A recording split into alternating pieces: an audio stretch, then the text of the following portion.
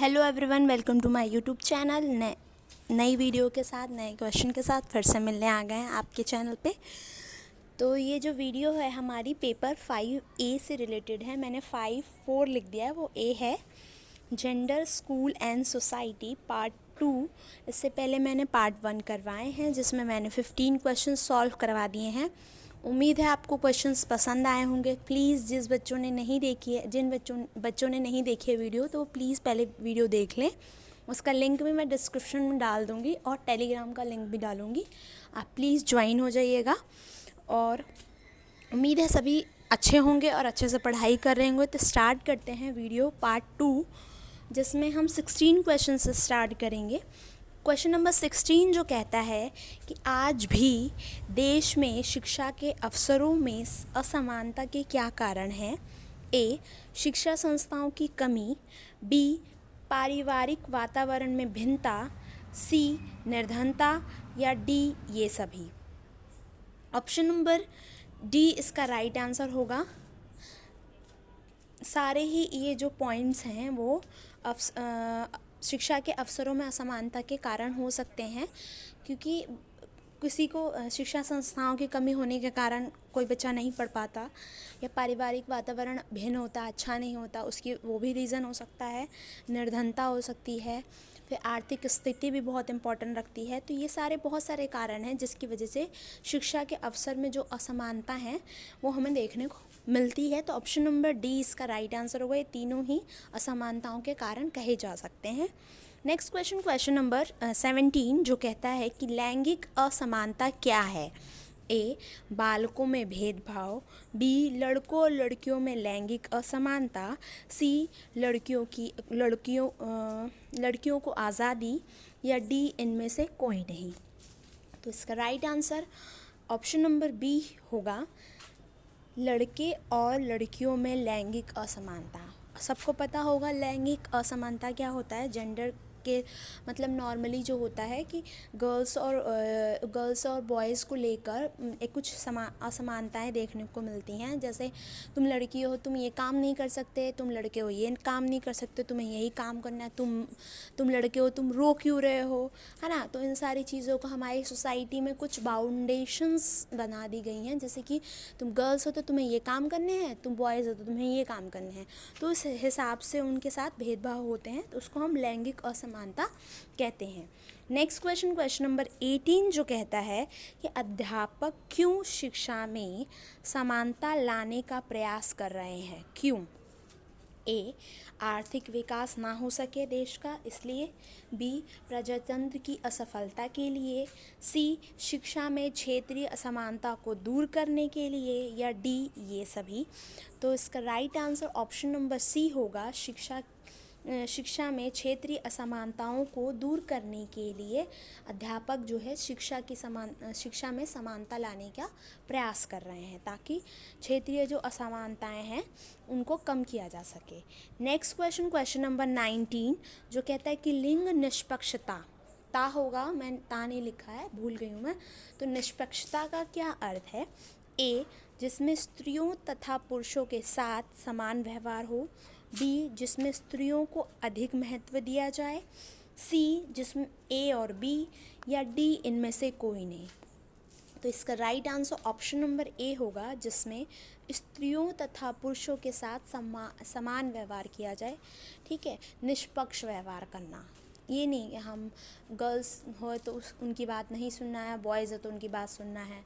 दोनों को निष्पक्ष होके उनके साथ व्यवहार करना है, चाहे स्कूल्स में हो या कहीं भी नौकरी या जॉब्स कहीं भी चीज़ें हों, तो वहाँ पे हमें निष्पक्ष होकर सोचना है। ये नहीं कि गर्ल्स है तो उसके लिए अलग रूल्स, बॉयज़ हैं तो उसके लिए अलग रूल, तो वो निष्पक्षता होनी चाहिए।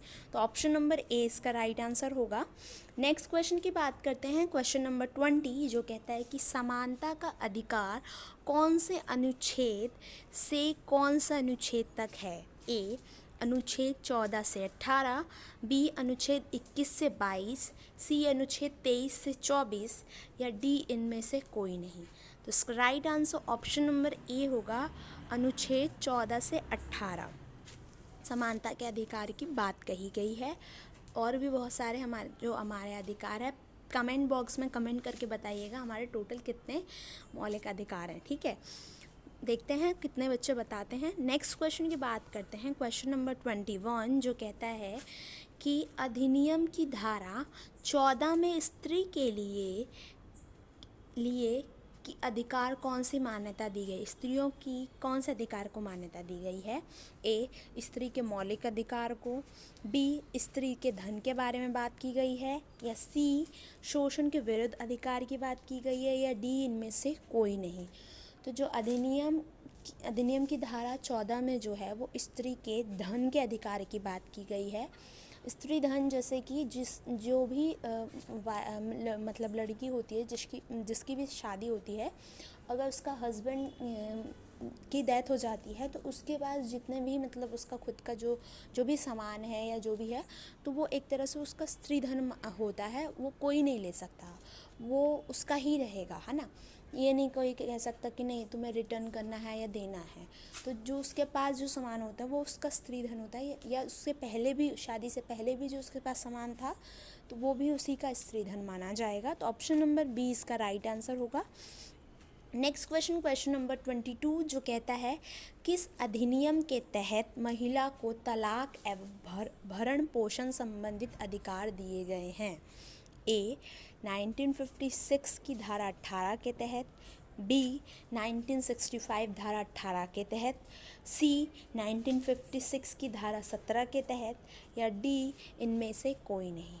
तो अगर बच्चों आपको पता होगा, ऑप्शन नंबर ए इसका राइट आंसर होगा। 1956 की धारा 18 के तहत महिला को तलाक एवं भरण पोषण संबंधित अधिकार दिए गए हैं। मतलब कि अगर कोई महिला का हस्बैंड जो है उसको तलाक देता है तो इस नियम के तहत ये होगा कि उस महिला को वो अपने भरण पोषण से संबंधित मतलब उसके लिए वो मतलब मनी ले सकती है उनसे कि मुझे इस एक मतलब तलाक लेने के बाद वो लेते समय एक रूल्स हो जाएगा कि मतलब कि इतने दिन का आपको पैसा देना पड़ेगा या इतने दिन तक आपको देखना पड़ेगा, कुछ रूल्स एंड रेगुलेशंस होते हैं। तो वो जो धारा है वो 1956 धारा 18 के तहत ये बात कही गई है। नेक्स्ट क्वेश्चन नंबर 23 जो कहता है कि राष्ट्रीय महिला शिक्षा समिति 1958 को और किस नाम से जानते हैं।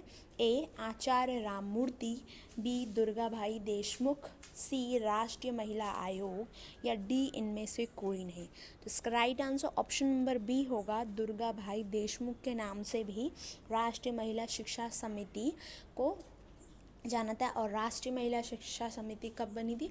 1958 में बनी थी, जो कि मैंने मेंशन ऊपर किया है। तो ऑप्शन नंबर बी इसका राइट आंसर होगा। ये दोनों ही नाम से इसको जानते हैं। नेक्स्ट क्वेश्चन नंबर 24 जो कहता है कि राष्ट्रीय महिला आयोग अधिनियम कब पारित किया गया। ए, 1992 को, बी, 1990 आचार्य राममूर्ति समिति, नाम भी मैंने लिखा उसके साथ, सी, 1986 को राष्ट्रीय शिक्षा नीति, या डी, 1958 को राष्ट्रीय महिला शिक्षा समिति। सबको पता चल गया होगा। तो इसका right answer option number B है। अधिनियम को पारित किया गया 1990 को आचार्य राममूर्ति के नाम से भी जाना जाता है, इस दिन पारित किया गया। नेक्स्ट क्वेश्चन नंबर 25 जो कहता है कि लैंगिक असमानता दूर करने के लिए भारत सरकार द्वारा कौन कौन से प्रयास होंगे यहाँ पे किए गए हैं। ए, निःशुल्क शिक्षा का अधिकार, बी, मुफ्त वर्दी एवं पुस्तकें देना, सी, उचित सामाजिक अभिवृद्धि, या डी, ये सभी। तो इसका right answer option number D है। निःशुल्क शिक्षा, मुफ्त वर्दी, पुस्तकें, उचित सामाजिक अभिवृद्धि, उनको पास स्कूल्स बनवाना, उनको उनके एरिया के मतलब उनको सारी फैसिलिटीज़ देना और छात्रवृत्ति देना, ये सारे ही मतलब गवर्नमेंट ने बहुत सारे प्रयास किए हैं ताकि लैंगिक असमानता को दूर किया जा सके। ठीक है। नेक्स्ट क्वेश्चन नंबर 26 जो कहता है कि वर्तमान समय में लड़कियों और लड़कों के विवाह की आयु कितनी होनी चाहिए। अभी कितना बताया गया है कि लड़के और लड़की की आयु इतनी होनी चाहिए। ऑप्शन नंबर ए कहता है कि 18 वर्ष लड़की की, 21 लड़के की, बी कहता है 16 वर्ष लड़की की, 18 वर्ष लड़के की। सी कहता है ए और बी, या डी 15 वर्ष लड़की और 21 वर्ष जो है वो लड़के की। तो इसका राइट आंसर सबको पता होगा, बहुत ही इजी क्वेश्चन है, ऑप्शन नंबर ए इसका राइट है। इस टाइम जो है एक लड़की की विवाह की आयु जो तय की गई है वो 18 वर्ष है और लड़के की 21 वर्ष होनी चाहिए शादी करने के लिए, ठीक है। नेक्स्ट क्वेश्चन, क्वेश्चन नंबर 27 जो कहता है कि ऑपरेशन ब्लैक बोर्ड योजना में किस बात पर जोर दिया गया था। ए महिला की शिक्षा पर, बी महिला को भविष्य में अध्यापकों की नियुक्ति में 50% महिला अध्यापक होगी, और सी समान अधिकार के बारे में, या डी ये सभी। तो जो black board operation black board योजना थी उसमें ये बात कही गई थी कि अगर भविष्य में अध्यापकों की नियुक्ति होती है तो उसमें क्या होगा, 50% जो है वो महिला अध्यापक को नियुक्त किया जाएगा। इसके बारे में बात कही गई है। तो ऑप्शन नंबर बी इसका राइट आंसर होगा। नेक्स्ट क्वेश्चन, और मैं आपको बता देती, पेज नंबर 51 से लेकर 91 तक प्लीज़ रीड कर लीजिएगा। इस सिर्फ रीड करने इसमें क्वेश्चंस नहीं बन सकते, तो आप बस रीड कर लीजिएगा, क्या पता एक दो क्वेश्चंस बन सके तो आप उनको कर पाएँ। 28 नंबर क्वेश्चन जो कहता है कि आर्य समाज की स्थापना किसने की थी। ए स्वामी दयानंद सरस्वती ने, बी देवेंद्रनाथ ठाकुर ने, सी राजा राम मोहन राय ने, या डी इनमें से कोई नहीं। तो इसका right answer option number A होगा, जो कि स्वामी दयानंद सरस्वती ने आर्य समाज की स्थापना की थी। नेक्स्ट क्वेश्चन, क्वेश्चन नंबर 29 जो कहता है थियोसॉफी शब्द का यूनानी भाषा में क्या अर्थ है। ए काशी की विद्या, बी ब्रह्मा विद्या, सी वैदिक शिक्षा, या डी ये सभी। तो इसका right answer option number B होगा, ब्रह्म विद्या इसका अर्थ है। नेक्स्ट क्वेश्चन, क्वेश्चन नंबर 30 जो कहता है कि विशेष विवाह अधिनियम के तहत किस की बात कही गई है। ए संपत्ति संबंधित, बी सती प्रथा निषोध होगा ये, सी बाल विवाह अधिनियम, या डी विशेष विवाह अधिनियम। तो right answer option number D होगा, मेंशन नहीं किया मैंने। इसमें जो है विवाह से संबंधित अधिनियम की बात की गई है, कि विवाह में जो भी विशेष विवाह अधिनियम की बात की गई है।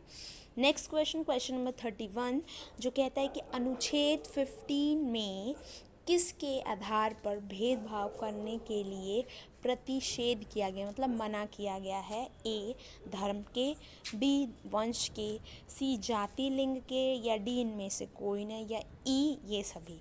इसका राइट आंसर ऑप्शन नंबर ई होगा। इन सारी बातों को लेकर अनुच्छेद 15 में कहा गया है कि किसी के साथ भेदभाव नहीं किया जा सकता, रोका गया इस बात को, ठीक है। तो ये थे हमारे कुछ क्वेश्चंस। तो कुछ दो PDF कुछ इम्पोर्टेंस थे, मैंने उसको भी लिया है। देखिए, विश्वविद्यालय आयोग के कुछ सुझाव थे कि मतलब जो स्त्री है उनकी शिक्षा को किस तरह अच्छा बनाया जा सके ताकि उनको पढ़ने का मौका मिल सके। तो पहला था, उन्होंने ये बात सुझाया कि शिक्षा के अवसरों में इजाफा हो, मतलब ऐसी पुरुषों को और महिलाओं को ज़्यादा से ज़्यादा अवसर दिए जाएं ताकि वो उसमें पार्टिसिपेट कर सकें, है ना। इजाफा करना मतलब मौके दिए जाएं उनको। दूसरा बोला उन्होंने कि जीवन के सुख साधन दिए जाएं, लड़कियों की संबंधी उन्हें सुख मतलब साधनों की व्यवस्था की जाए ताकि वो साधनों का उपयोग करके पढ़ने आ सकें। थर्ड बोला उन्होंने कि नारी शिक्षा के लिए सामान्य स्थान, मतलब UCG महाविद्यालय में शैक्षिक कार्यक्रम में उन्हें लड़कियों को मतलब उस तरह का माहौल दिया जाना चाहिए जिस तरह से लड़कियों को होना चाहिए पढ़ने के लिए। नेक्स्ट बोला उन्होंने कि शिक्षा निर्देश उनकी मतलब लड़कियों की उनकी रुचि और दृष्टि को ध्यान में रख कर शिक्षा निर्देश बनाया जाना चाहिए। एक थोपने जैसा नहीं कि तुम लड़की हो तो तुम गृह विज्ञान पढ़ोगी, है ना। बोलते हैं ना कि तुम लड़के हो तो तुम मैथ्स और साइंस ही पढ़ सकते हैं, लड़कियां तो बस घर को खाना ही बनाना है तो उनको इस टाइप के साहित्य वगैरह जैसी चीज़ें पढ़नी चाहिए। तो ये सारी चीज़ें नहीं होनी चाहिए, उनके मुताबिक मतलब उनकी रुचि के अनुसार मतलब जो शिक्षा निर्देश है वो बनाए जाने चाहिए। फिर समाज में जो सामान्य स्थान प्राप्त करने में सहायता, उनको भी उसी तरह से दर्जा दिया जाए जिस तरह से लड़कों को दिया जाता है। सशिक्षा केंद्र, ऐसे सशिक्षा केंद्र की स्थापना की जानी चाहिए जिसमें नारियों की ज़रूरत हो, उनको महत्व दिया जा सके। ठीक है। नेक्स्ट आता है कि समान वेतन, महिला हो या पुरुष हो दोनों को समान वेतन होना चाहिए। अध्यापकों में जो होता है कि पुरुष को ज़्यादा मिलता है और महिला को कम, तो ये वाली चीज़ें नहीं होनी चाहिए। अब तो नहीं है, लेकिन इस बारे में बात कही गई कि मतलब महिला हो या पुरुष दोनों को समान वेतन मिलना चाहिए। अगर वो काम समान कर रहे हैं, समान काम कर रहे हैं, सेम पोस्ट पे हैं, तो वेतन क्यों कम है? ये तो वो रीज़न उन्होंने बोला कि ये चीज़ होनी चाहिए। फिर बोला विनम्रता एवं सामाजिक जिम्मेदारी, विनम्रता और सामाजिक जिम्मेदारी, जिस तरह से पुरुषों को अध्यापकों को महाविद्यालय में अधिक विनम्र, उस तरह से महिलाओं के साथ भी व्यवहार करना चाहिए। तो ये थे हमारे विश्वविद्यालय आयोग के सुझाव, कुछ थे कि महिलाओं को किस तरह से शिक्षा में और आगे बढ़ाया जा सकता है। फिर आता है स्त्री शिक्षा की राष्ट्रीय कमेटी के सुझाव। स्त्री शिक्षा की राष्ट्रीय कमेटी ने क्या सुझाव दिए कि स्त्री की शिक्षा किस तरह की होनी चाहिए। 1958 में श्रीमती दुर्गाबाई देशमुख की अध्यक्षता में एक कमेटी बनाई गई थी जिसमें स्त्री के विकास के लिए बहुत सारे सुझाव दिए गए। पहला उन्होंने बोला कि सार्वजनिक नामकरण होना चाहिए, लड़कियों को सार्वजनिक रूप से कार्य करने का पूरा स्वतंत्र होना चाहिए। फिर खाई को बांटना, महिला और पुरुष के बीच जो खाई बन गई उस चीज़ को कम करना कि तुम महिला और तुम पुरुष हो, वो वाली चीज़ को कम करना। आपसी सहयोग, फिर विस्तृत सुधार कार्यक्रम होने चाहिए गाँव में या कहीं भी हो, मतलब उनको उस तरह से सेफ्टी टाइप होना, सेफ्टी जैसे गांव में अध्यापकों का ग्राम भत्ता, दोपहर भोजन, इन सारी चीज़ों की व्यवस्था होनी चाहिए। निःशुल्क आवास और यात्रा की व्यवस्था। स्त्री शिक्षा के लिए काउंसलिंग का उन्होंने बोला कि काउंसलिंग उनकी करनी चाहिए ताकि जो स्त्री हैं वो ज़्यादा से ज़्यादा उनकी काउंसलिंग हो तो पढ़ने आए, उनको बढ़ावा मिले पढ़ने के लिए। फिर बोला उन्होंने कि स्त्री शक्ति की ज़रूरतों का अनुमान लगाया जाए, उन्हें प्रचार कार्यक्रम, छात्रवृत्ति, सहयोग की प्राप्ति, शिक्षा जानकारी सुविधाएं, ये सारी चीज़ें उनको मुहैया करवानी चाहिए। मुहैया मतलब उनको देना चाहिए ताकि वो एक बोल्ड, मतलब उनको डर ना लगे कि मुझे पढ़ना है, तो वो वाली चीज़ उन्होंने बात कही। फिर आता है उन्होंने स्त्री शिक्षा के लिए राष्ट्रीय काउंसलिंग, जो उन्होंने बोला कि स्त्री शिक्षा के सुधार के लिए कार्यक्रम निगम बनाने का सुझाव बोला उन्होंने, विस्तृत योजना का सुझाव दिया, विषय जानकारी देने का भी सुझाव दिया, लड़कियों को विद्यालय शिक्षा व विषय में सुझाव देना सरकार द्वारा, महाविद्यालय में भी सुझाव मिले उनको, और शिक्षा के क्षेत्र में उनकी प्रगति के लिए विषय जानकारी की, इन सारी चीज़ों के बारे में उन्होंने बहुत ज़्यादा ध्यान दिया। तो ये थे कुछ पॉइंट्स। नेक्स्ट वीडियो में मैं कुछ और PDF लगा के, कुछ ऐसे मेरे को लगेंगे जो पॉइंट्स इंपॉर्टेंट है उसको मैं बुक की ही PDF लगा के आप लोगों को समझा दूँगी। नेक्स्ट वीडियो में नए क्वेश्चन के साथ मिलेंगे। उम्मीद है आपको क्वेश्चंस पसंद आएंगे। प्लीज़ अगर अच्छे लगे होंगे तो लाइक, शेयर, कमेंट, सब्सक्राइब ज़रूर करें, और नेक्स्ट वीडियो में नए क्वेश्चन के साथ फिर से मिलते हैं। प्लीज़ आप लोग अच्छे से पढ़ाई कीजिए, और कोई क्वेरी हो तो कमेंट बॉक्स में पूछ सकते हैं। और जो बच्चे टेलीग्राम चैनल पे नहीं ज्वाइन है तो प्लीज़ वो जाकर ज्वाइन हो जाइए, उसका लिंक मैं इस डिस्क्रिप्शन में नीचे डाल दूँगी। प्लीज़ आप ज्वाइन हो जाइए, और उम्मीद है सबको पसंद आया होगा और सब अच्छे से पढ़ाई कर रहे होंगे। Okay, thank you everyone.